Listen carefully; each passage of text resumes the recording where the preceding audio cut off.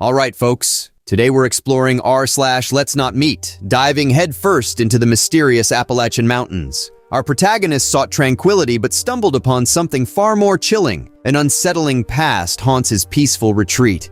Will he overcome or succumb? Help me unravel this spine-tingling tale together. Alrighty, let's dive in.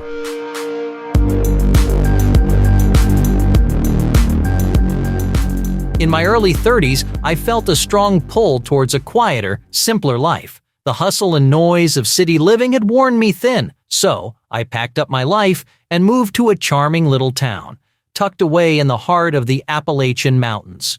The town was small, the people were welcoming, and the surrounding nature was stunning. I bought a quaint cabin at the town's edge, surrounded by dense woodland. The peace and quiet were exactly what I was looking for.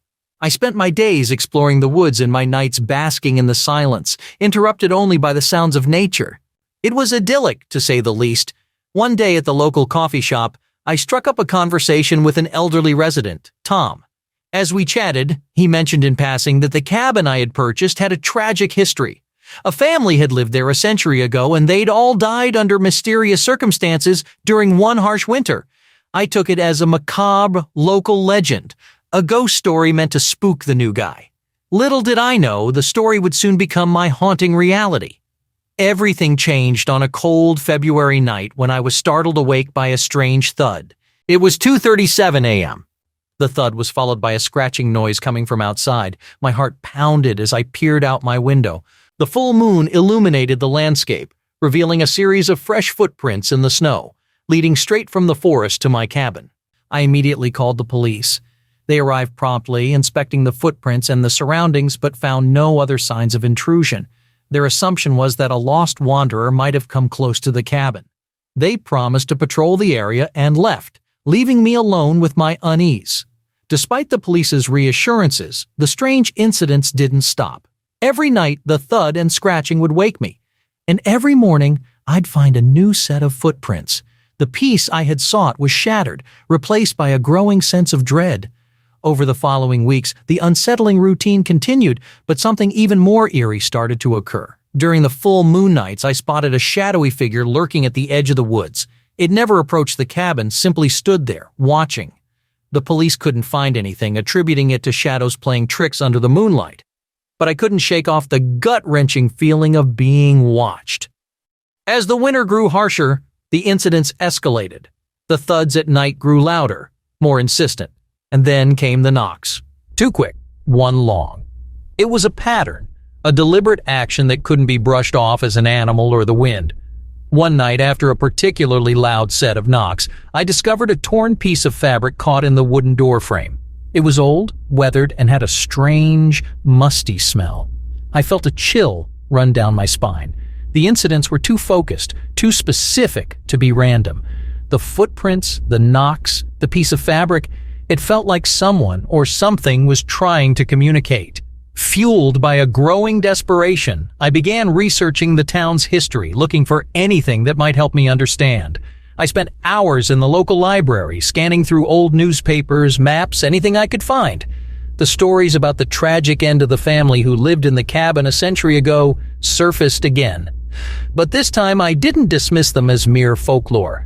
The father of the family was said to have spiraled into madness during a relentless winter, trapping his family within the cabin.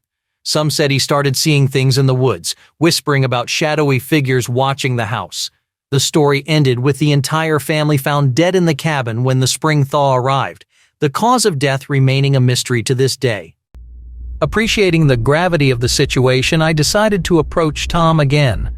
The elderly man listened quietly as I relayed my experiences. His face paled as I narrated the nightly visits, the footprints, the knocks, and the piece of fabric. After a few moments of heavy silence, Tom shared more details about the family tragedy. The father was rumored to have locked his family inside the cabin, fearing an unseen entity in the woods. The piece of fabric, Tom speculated, could belong to the clothes of a family member. The knocks could be a repetition of the past, an echo of a century-old fear. But as for the shadowy figure and the footprints, he had no answers.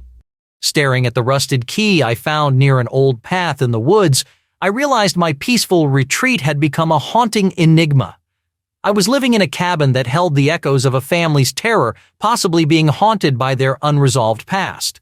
Every new clue, every chilling incident was a stark reminder of a history that refused to be forgotten. Yet amidst the growing fear, I knew I couldn't just abandon the cabin and run away. I needed answers, for my sanity, and for the spirits possibly tethered to the place. I reached out to paranormal experts, seeking their guidance to understand and maybe resolve this haunting. Every night was a trial. The knocks felt like a countdown, the footprints a grim reminder of the cabin's past, and the shadowy figure a specter of an old fear. My once peaceful haven had turned into a chilling stage where the past enacted its unresolved history. But I am resolved to face it, to confront the fear, to delve into the history, and to hopefully free my cabin from its spectral hold. And to anyone who's reading this, remember, when you move to a new place, you're not just adopting its present, but also its past. So to the entity, the spectral visitor of my cabin, I hope our next meeting will be the last. As the days turned into weeks, I found myself living in an eerily twisted reality. During the day, I scoured through more records and books, hunting for a clue that might help me understand my predicament. During the nights, I braced for the thuds, the chilling knocks, and the dreadful appearance of fresh footprints by morning. I shared my story with the paranormal experts, detailing every incident, every discovery. They agreed that the event seemed supernatural, potentially a residual haunting, spirits replaying their final tragic moments. They suggested a cleansing ritual, a way to hopefully pacify the spirits. I was skeptical but desperate enough to try. I followed their instructions meticulously, performing the ritual for several nights in a row. It felt odd speaking to the thin air, urging unseen entities to find peace. Each thud, each knock during those nights felt like a response, an acknowledgement from the other side.